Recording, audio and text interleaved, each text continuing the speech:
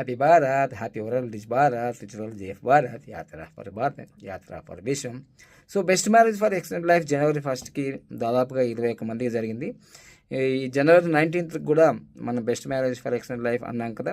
So ఇద్దరైతే ఈరోజు admission అయిపోయారు. ఇంకా 1-2 రోజులు ఛాన్స్ ఇస్తున్నాము, తొందరగా అడ్మిషన్ కండి.